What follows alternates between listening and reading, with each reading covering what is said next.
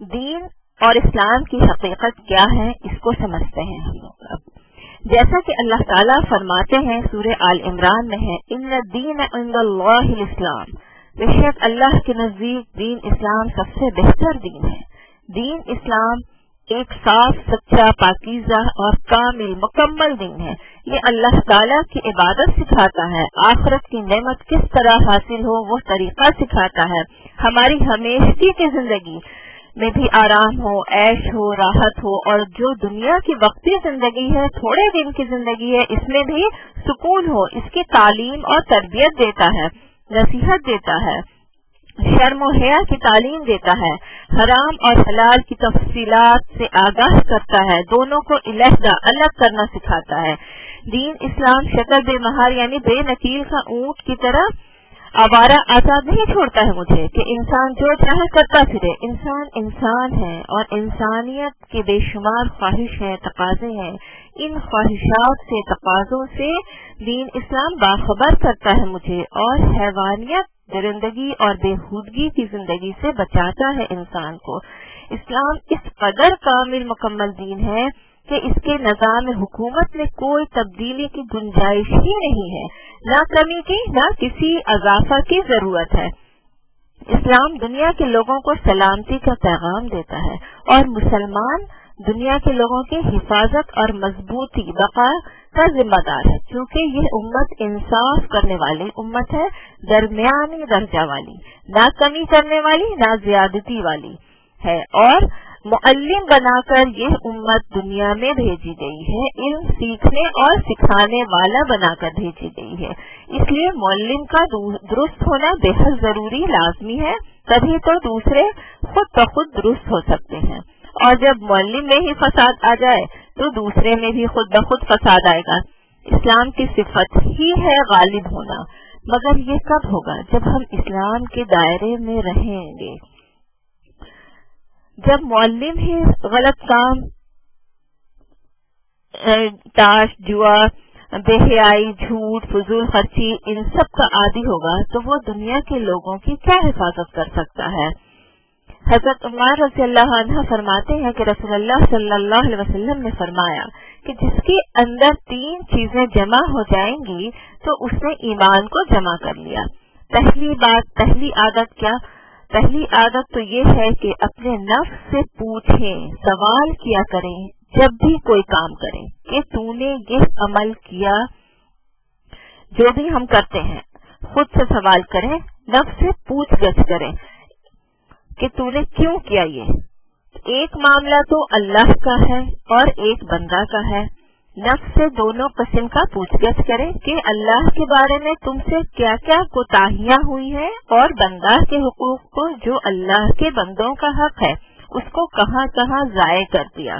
تو ایسی صورت میں اس طرح کرتے رہنے سے انسان خود اللہ کے احکام، حکم کی طرف مائل ہوتا ہی چلا جائے گا اور نواہی سے، غلط کاموں سے رکے گا، کیونکہ اس کے اندر کا انسان اس طرح کے کمپیئر کرتے رہنے سے جگے گا اور غلط سے ملامت کرے گا، تو انسان جلد سے جلد اپنی اصلاح کر سکتا ہے۔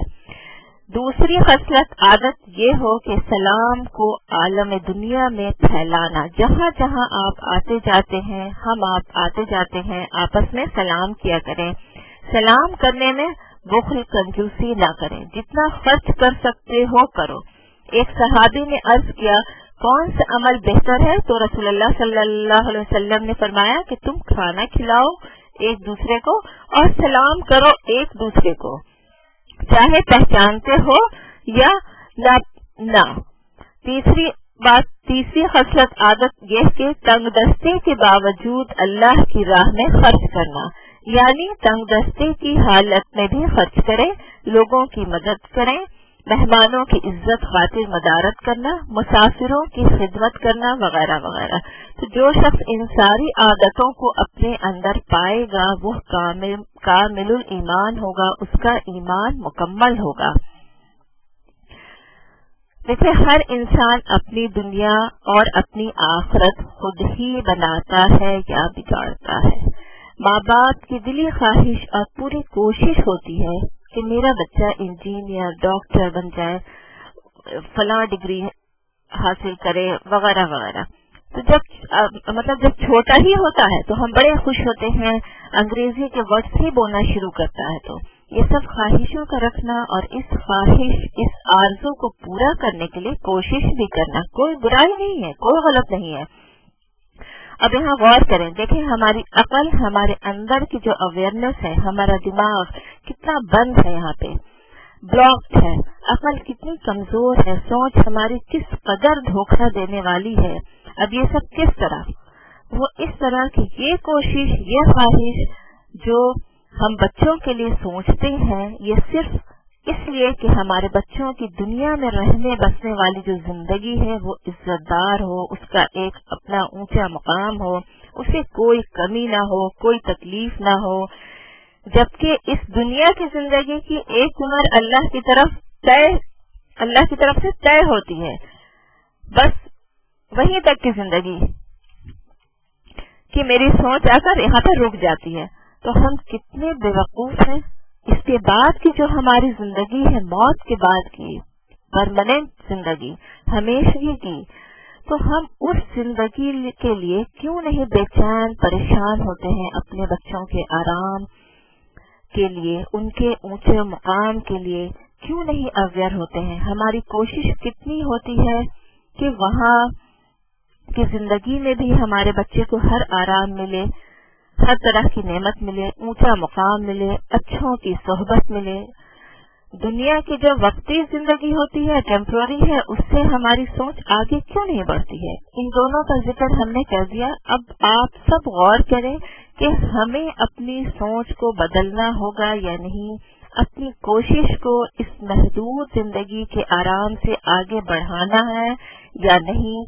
अल्लाह की अदालत में तो डॉक्टर, इंजीनियर, फला डिग्री की पहचान लेकर हम नहीं हाजिर होंगे।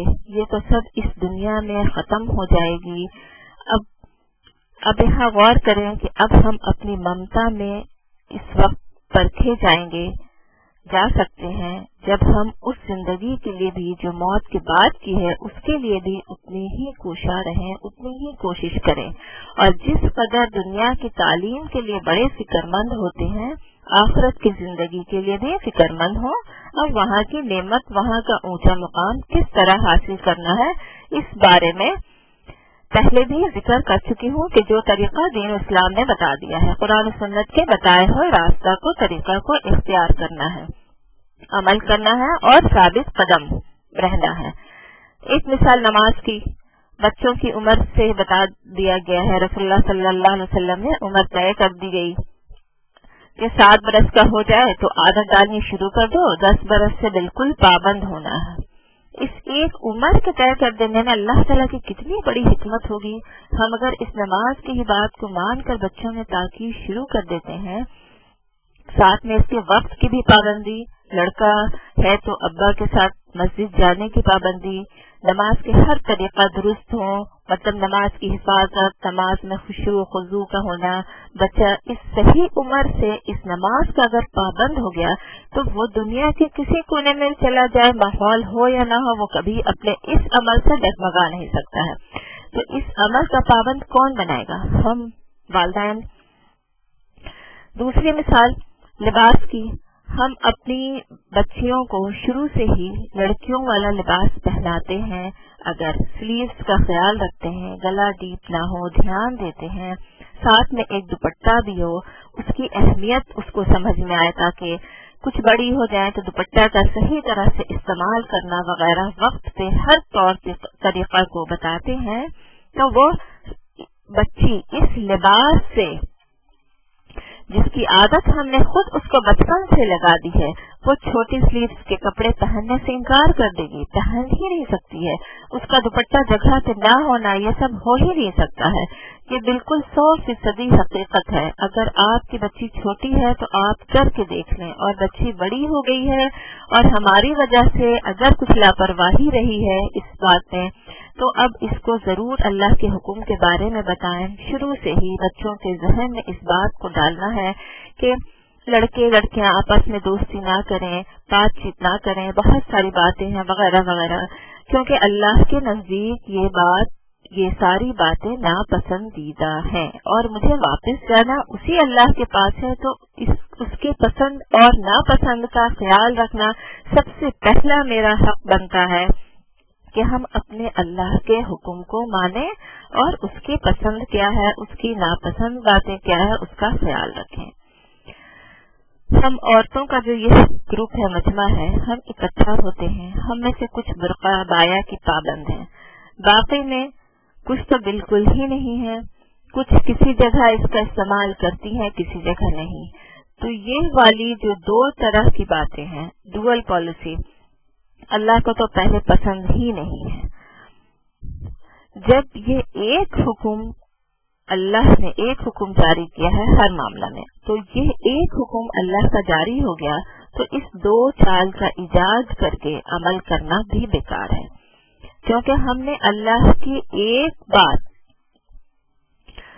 ایک حکم، اس میں خلل ڈالا، تو خود اپنے نفس سے سوال کریں، جواب طلب کریں اور غور کریں کیا جواب ملتا ہے آپ کو اپنے نفس کی طرف سے کہ ہم نے صحیح کیا یا غلط۔ ہم غلطیاں کرتے ہیں کیوں؟ کیونکہ ہم غور و فکر نہیں کرتے ہیں۔ ہم ساری کی ساری عورتیں اگر اس عمل میں اللہ کا جو ایک حکم آیا ہے، عورتیں سب ایک حکم آیا ہے، سب عورتیں اپنے آپ کو عبایا میں برقع میں کور کر کے اگر باہر نکلتی ہیں تو ہم زیادہ مضبوط ہوں گے۔ سامنے والے جو انکار کرتے ہیں وہ ہماری ایک ساتھ مل کر عمل کرنے سے جو مضبوطی دیکھیں گے تو ڈر جائیں گے، وہ کانپ کر گھبرائیں گے، ان کی ہمت کمزور پڑ جائے گی۔ یہ اسلام کے ہر عمل کرنے کی مضبوطی ہوتی ہے۔ اسی سے اور بھی مثالیں بنا لیں، ہم مل کر کام کریں، عمل کریں اور فخر سے کریں، ہم ہر عمل، ہم اسلام کے دائرے میں رہیں، اس کو توڑ کر لانگ کر باہر نہ جائیں۔ غلط کرتے ہیں، اللہ کے حکم کو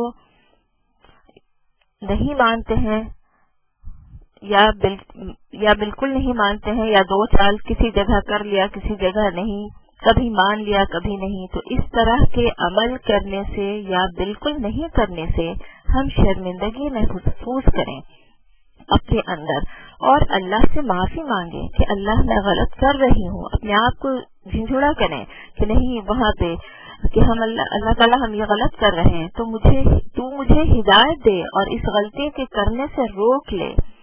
بہت جلد آپ دیکھیں گی کہ کس قدر بدلاؤ آ جاتا ہے۔ غلطیاں لا علمی میں بھی ہوتی ہے اور جان بوجھ کر بھی ہوتی ہے۔ لا علمی میں ہوتی ہے تو جن بہنوں کو علم ہے وہ بڑے حکمت سے بتایا کریں لوگوں کو، اور جان بوجھ کر کرنے میں اللہ سے شرمندگی کے ساتھ ندامت محسوس کرتے ہوئے معافی مانگیں اور آئندہ نہ کرنے کی ہدایت مانگیں۔ احساس کا لانا ضروری ہے۔ ایک اور مثال روزہ سے، ہم روزہ کی حالت میں ہوتے ہیں تو جو روزہ کا وقت طے کر دیا گیا ہے فجر سے مغرب تک کا، اس درمیان ہم اپنے اس عمل میں کتنے پابند پکے ہوتے ہیں۔ اللہ کا کوئی بندہ ہو یا نہ ہو، مجھے دیکھنے والا ہم نہ کھاتے ہیں نہ پیتے ہیں۔ ہم کیوں اس عمل میں پورے کھرے اترتے ہیں؟ کیونکہ دل میں اللہ کا خوف بھی ہوتا ہے اور محبت بھی ہوتی ہے اللہ تعالیٰ کی، اس کی رحمت کی امید، ثواب کی امید ہوتی ہے، اور یہ اس عمل میں بڑا ہوش، دماغ، عقل سب کھلا ہوتا ہے کہ کھا لیا تو اللہ تعالیٰ تو ہے جو مجھے دیکھ رہا ہے۔ تو ہم غور کریں کہ صرف ایک اس عمل میں اتنی پابندی کیوں؟ باقی کے اور کیا اللہ کے حکم نہیں ہے؟ باقی کے عمل کیا اللہ تعالیٰ نہیں دیکھ رہا ہے ہماری؟ کیا فرشتے نہیں لکھ رہے ہیں؟ کیا ہمارے اعمال نامہ میں درج نہیں ہو رہا ہے؟ نوٹ نہیں کیا جا رہا ہے؟ سارے نوٹ ہو رہے ہیں، پورے رجسٹر ہمارے اعمال نامہ کی تیار ہو رہی ہے۔ باقی کے عمل میں کیوں اللہ کی محبت میں، اللہ کے خوف میں ہم کمی کر جاتے ہیں؟ اگر کمی کرتے ہیں تو یہ اللہ کا خوف، اللہ کی محبت کا دعویٰ کرنا ہمارے عمل سے ظاہر ہوتا ہے جو بے بنیاد ہے۔ تو ہم سب لوگ انشاءاللہ تعالی اللہ کے ہر حکم کو مانیں گے، عمل کریں گے، ہر معاملہ میں ہم اللہ کے مومن بندوں میں شامل ہوں گے اپنے عمل سے۔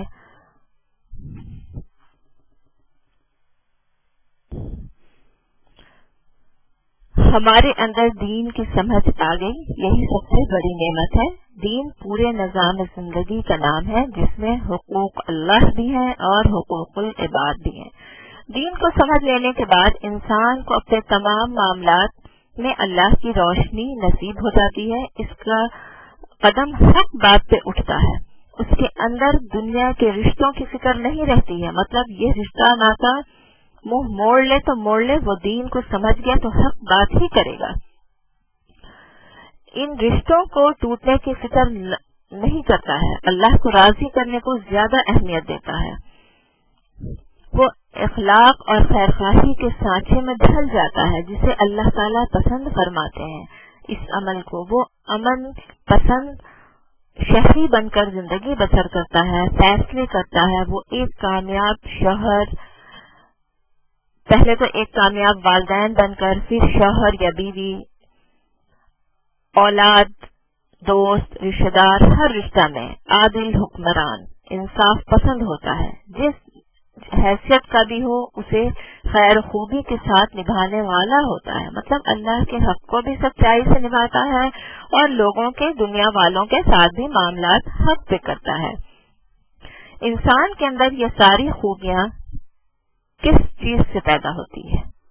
دین اسلام کی تعلیمات کے سمجھنے اور انہیں اپنانے سے۔ جسے دین کی سمجھ حاصل ہو گئی، حلال اور حرام کا امتیاز اس کے سامنے واضح ہو گیا، ظاہر ہو گیا، اور اس نے اللہ کی توفیق سے حلال راستے کو اختیار کرنے کا عہد کر کے اس پر چل دیا اور حرام سے دامن کو اپنے بچا لیا اور اللہ کی عبادت کو بھی اپنی زندگی کے معاملات کا حصہ بنا لیا، تو سمجھ لیں کہ دین و دنیا کی دونوں جہانوں کی بھلائیاں خوشی نصیب ہوگی۔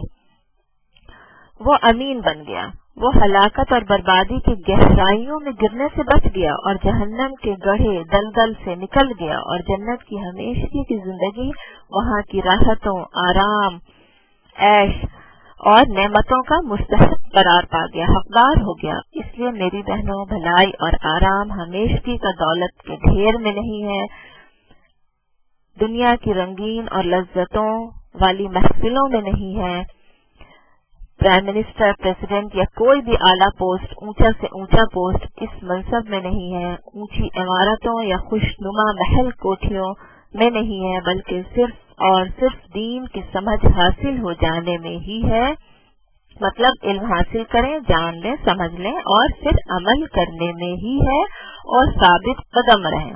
اللہ نے جس کو اپنے دین یعنی دین اسلام کی سمجھ دے دی اور اس کو اپنانے کی توفیق سے نواز دیا، یقیناً اس کو اللہ تعالیٰ نے بھلائیوں سے مالا مال کر دیا۔ آج ہر جگہ غور کریں، ہم لوگ ہر جگہ ہم مسلمان اللہ کی رحمت سے محروم ہوتے جا رہے ہیں، کیوں؟ ہم ہر طرف سے مصیبتیں نازل ہو رہی ہیں، کیوں؟ باقی لوگ ہر جگہ غالب کیوں ہیں؟ ہم جب اس کی وجہ پر جتنا غور کریں گے اتنا ہی مجھے یقین ہوتا چلا جائے گا کہ واقعی صرف مجھ میں اور دوسروں میں نام ہی کا کیا فرق ہے۔ اب تو نام بھی کچھ ملتے جلتے ہوتے ہیں کہ بعض وقت اس سے بھی نہیں سمجھ آتا ہے۔ ہم مسلمان بھی غفلت میں ہیں، بے خوف ہو چکے ہیں۔ ہم میں اور انکار کرنے والوں میں جو تھوڑا سا فرق بھی ہے تو وہ بھی ہم اس سے سزا کے ہی مستحق ہو جاتے ہیں، کیونکہ ہم جانتے ہیں کہ قرآن اللہ کی کتاب ہے اور پھر اس کو فالو نہیں کرتے ہیں۔ ہم جانتے ہیں کہ محمد صلی اللہ علیہ وسلم اللہ کے نبی ہیں اور پھر ان کی بات کو ماننے سے اس طرح بھاگتے ہیں جیسے انکار کرنے والے۔ مجھے معلوم ہے کہ جھوٹ بولنے پر اللہ کی لعنت ہے، مگر ہم آسانی سے جھوٹ بول لیتے ہیں۔ رشوت کھانے اور کھلانے والے کو جہنم کا یقین دلایا گیا ہے، یہ سب مجھے پتا ہے۔ سود کھانے اور کھلانے والے کو بدترین مجرم قرار دیا ہے، غیبت کو اپنے بھائی کا گوشت کھانے کے برابر بتایا ہے، فحش اور بے حیائی، بدکاری پر سخت عذاب کی دھمکی دی گئی ہے۔ مگر ہم خود ٹٹولیں خود کو، کس طرح غیر محرم کی نظر پڑتی ہے، کس طرح ہم گھر سے نکلتے ہیں، ایک مسلمان کی پہچان لے کر نکلتی ہوں یا نہیں؟ ان سب باتوں کو جان کر سمجھ کر اچھی طرح سے جانتے ہیں، خوب سمجھتے ہیں کہ انجام کیا ہوگا، ہم کفار کی طرح یہ سب کام آزادی کے ساتھ کرتے ہیں، گویا ہمیں اللہ کا کوئی خوف ہی نہیں ہے۔ یہی سب وجہ ہو سکتی ہے کہ ہم ذلیل ہو رہے ہیں اور اللہ کی طرف سے مسلمانوں کو سزا ملتی ہے، کفار ہم پر حکمران ہیں۔ یہ سب ہمارے جرم کی سزا ہے کہ اسلام کی نعمت دی گئی ہے پھر ہم نے اس کی قدر نہ کی۔ مقصد ہے کہ جو ہم نے کھویا ہے اس کو حاصل کریں، ایمان کو مضبوط کریں۔ رسول اللہ صلی اللہ علیہ وسلم کا فرمان ہے، 2 چیزیں تمہارے پاس چھوڑے جا رہا ہوں، اللہ کی کتاب اور استغفار۔ ہم سب اپنی آنکھیں کھولیں، اندر کے انسان کو، اپنی انسانیت کو جگائیں دین کی روشنی میں۔ اللہ تعالی ہم سب کو ہدایت دے، آمین۔ اللہ تعالی رسول اللہ صلی اللہ علیہ وسلم فرماتے ہیں کہ تو اللہ کی حفاظت کر، اللہ تیری حفاظت فرمائے گا۔ اللہ تعالیٰ تو ساری دنیا کا محافظ ہے اور نگران ہے، اسے کسی کی حفاظت کی ضرورت ہی نہیں ہے۔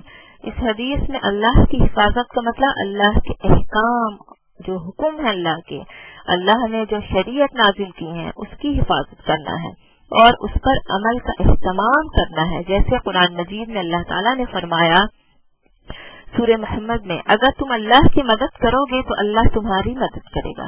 یہاں بھی اللہ تعالیٰ کی مدد سے مراد اللہ کے دین کی مدد ہے، جو اللہ کے دین کی مدد اور اس پر عمل کرے گا اللہ اس کی مدد فرمائے گا۔ اللہ کے دین پر عمل کرنا، اس کے مطابق زندگی گزارنا اور دین کی قدر کرنا اور روایت کی حفاظت کرنا اور ان کے دین کی سر بلندی میں کوشاں رہنا، لگے رہنا، تو اللہ کی طرف سے اس کو فتح چیز حاصل ہوگی، مدد ملے گی اور وہ اللہ کی رضامندی کا باعث ہے، اللہ کی رضامندی حاصل کرنے کی بنیاد بنے گی، اس کی سبب بنے گا۔ اس لیے ہر مسلمان کو دین کا پابند ہونا چاہیے اور معاشرے میں دین پھیلانے میں جٹ کر مل کر کام کرنا چاہیے اور دین کے کام میں آگے بڑھنے کی تمنا دل میں ایسی رکھیں کہ ہم آگے بڑھیں، بڑھتے ہی جائیں۔ اللہ تعالی ہم سب کو نیک ہدایت دے اور صراط مستقیم پہ چلائے، آمین ثم آمین۔ الحمدللہ رب العالمین وصلی اللہ علی سیدنا محمد وعلی آلہ وصحبہ اجمعین۔